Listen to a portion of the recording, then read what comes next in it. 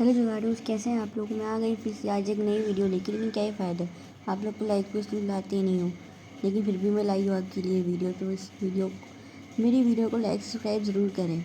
और चलिए शुरू करते हैं आज की सुंदर वीडियो। चलिए शुरू करते हैं वीडियो। तो आज जो स्टोरी सुनने वाले हैं वो खूनी मंडी की तरफ से, नीचे आपको नाम दिख रहा होगा। तो ये एक हॉरर स्टोरी है, रियल इंसिडेंट पर बेस्ड स्टोरी है। तो चलिए देखते हैं आगे क्या होगा।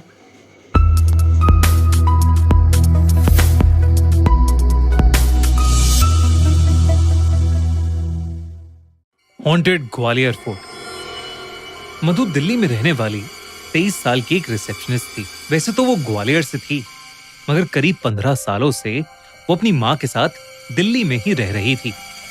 मधु के पापा ग्वालियर में रहते थे। कई बार बुलाने के बावजूद भी उनके पापा पिछले 15 साल से मधु से मिलने नहीं आए थे। मधु की माँ अक्सर ग्वालियर जाती थी, लेकिन वो कुछ ना कुछ बहाना करके हमेशा ही मधु को ग्वालियर जाने के लिए मना कर देती थी। और इसलिए मधु अपने माँ बाप दोनों से बेहद नाराज रहती थी। ऐसे ही एक रोज जब मधु की माँ और उसकी बहन ग्वालियर में थे, तो मधु ने अपने होटल से छुट्टी लेकर ग्वालियर जाकर सबको सरप्राइज करने का एक प्लान बनाया। लेकिन जैसे ही मधु ग्वालियर वाले घर पहुंची, उसकी माँ उसे देखकर सुन्न पड़ गई। ऐसा लग रहा था मानो कुछ घोर अनर्थ हो गया हो। मधु की माँ एकदम से बहुत ज्यादा घबरा गई और वो मधु को वापस दिल्ली जाने की भीख मांगने लगी। मधु को ये बहुत अजीब लगा। उसने अपनी माँ से कहा कि वो अपने पापा से मिलने आई है और उनसे मिले बिना वो कहीं नहीं जाएगी। देर रात हो चुकी थी। मधु की माँ ने उसे बहुत समझाया, लेकिन मधु नहीं मानी। उस रात काफी देर हो चुकी थी, लेकिन उसके पापा अभी तक घर नहीं आए थे, ना ही उनका फोन लग रहा था।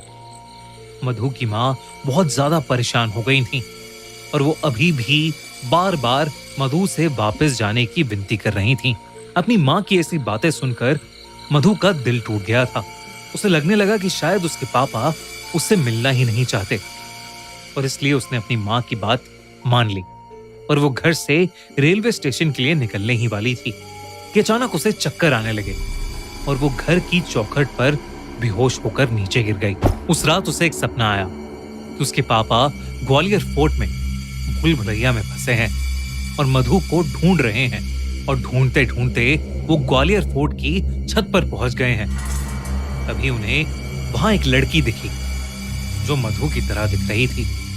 लेकिन जैसे ही उसके पापा उस तक पहुंचे, उन्होंने देखा कि वो मधु नहीं बल्कि एक भयानक औरत है जिसका आधा सर है ही नहीं।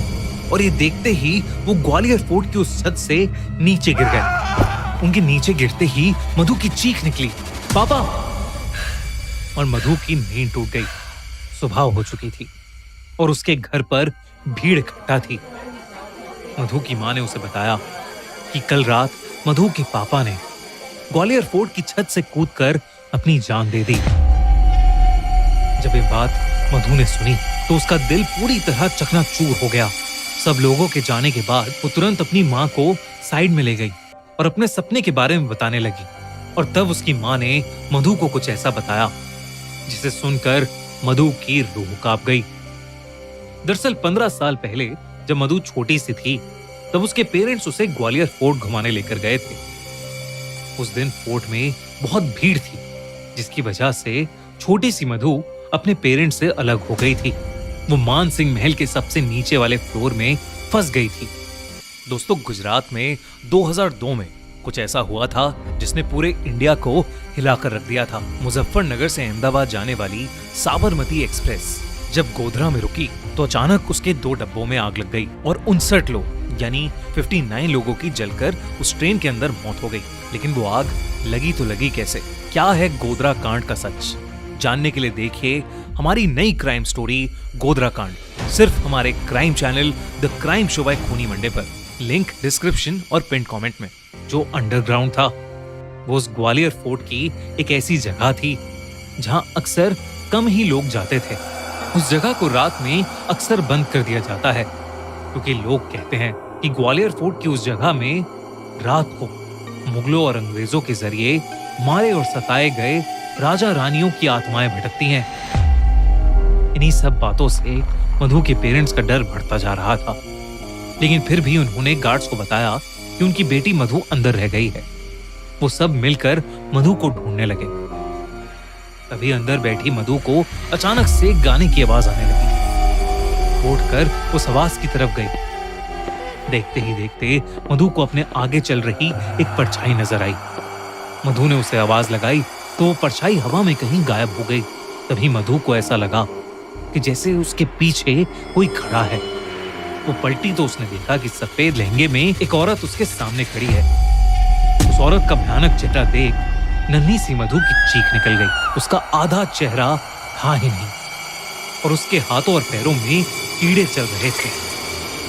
ये देखकर मधु बहुत ज्यादा डर गई और भागकर किसी कमरे में घुस गई। उसने दरवाजा अंदर से लॉक कर लिया और जोरों से रोने लगी। तभी उसे दीवार खुरचने की आवाज आई और उसने देखा कि वही औरत उस कमरे के कोने में बैठी दीवार पे कुछ मंत्र लिख रही है। उसके हाथ में सफेद रंग का पाउडर है। मधु उसे देखकर वहीं जम गई। तभी उस औरत ने अपना चेहरा धीरे से पलटा और मधु की तरफ रेंगती हुई आने लगी। उसने मधु की आंखों में झांका और उसके माथे पर वो व्हाइट पाउडर लगा दिया। मधु को तभी चक्कर आने लगे और वो वहीं बेहोश हो गई। अगली सुबह मधु का बेहोश शरीर अपने आप उसी पॉइंट से मिला जहां से उसके पापा ने छलांग लगाई थी। इसके बाद मधु उठी ही नहीं। उसके पेरेंट्स उसे कई डॉक्टर्स के पास लेकर गए, मगर कोई समझ ही नहीं पाया कि आखिर वो बेहोशी की हालत में क्यों फंस गई थी। उसकी सांसें तो चल रही थीं, लेकिन वो अपनी आंखें खोल ही नहीं पा रही थी। ऐसा लग रहा था कि जैसे वो कोमा में चली गई हो।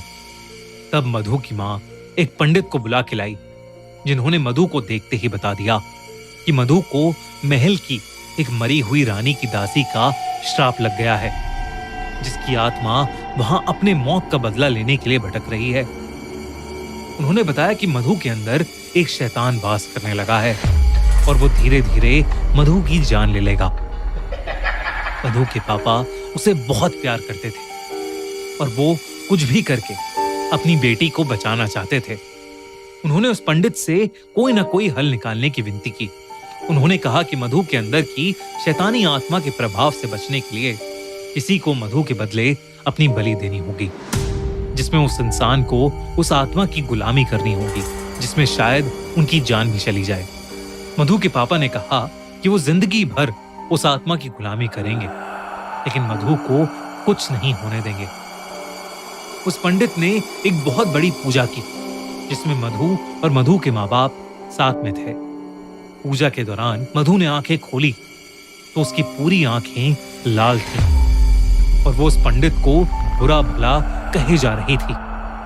अचानक ही उस पंडित ने उस पर मंत्र पढ़ते हुए लाल मिर्च का पाउडर फेंका और मधु बेहोश हो गई।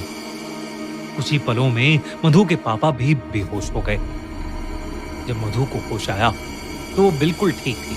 पंडित ने बोला कि मधु को ग्वालियर से जितना दूर हो सके ले जाओ, और इसलिए मधु की माँ उसे लेकर दिल्ली चली गई, क्योंकि उसके पापा अब उस शैतानी आत्मा के गुलाम थे, इसलिए वो ग्वालियर छोड़कर नहीं जा सकते थे। मधु के जाने के बाद उस आत्मा का श्राप उसके पापा पर चढ़ने लगा। उसके पापा की जॉब चली गई और वो बहुत बीमार रहने लगे। लेकिन जब मधु वापस ग्वालियर आई तो वो आत्मा मधु की जान लेना चाहती थी, लेकिन उसके बदले उसके पापा ने अपनी जान उस आत्मा को दे दी। अपनी माँ की पूरी बात सुनकर मधु रोने लगी और अपनी माँ से माफी मांगने लगी। मधु की माँ को उस पर तरस आ गया और उन्होंने अपनी बेटी को गले लगा लिया। उन्होंने मधु को बताया कि उसके पापा उससे बहुत प्यार करते थे और किसी भी हालत में उसे प्रोटेक्ट करके रखना चाहते थे। इस घटना के बाद मधु और उसकी माँ ने ग्वालियर हमेशा हमेशा के लिए छोड़ दिया। आज भी ग्वालियर फोर्ट से जुड़ी कई ऐसी खबरें आती हैं जहां लोग वहां से कूदकर अपनी जान दे देते हैं। आपको क्या लगता है, क्या ग्वालियर फोर्ट सच में हॉन्टेड है या ये सब सिर्फ एक अफवाह है?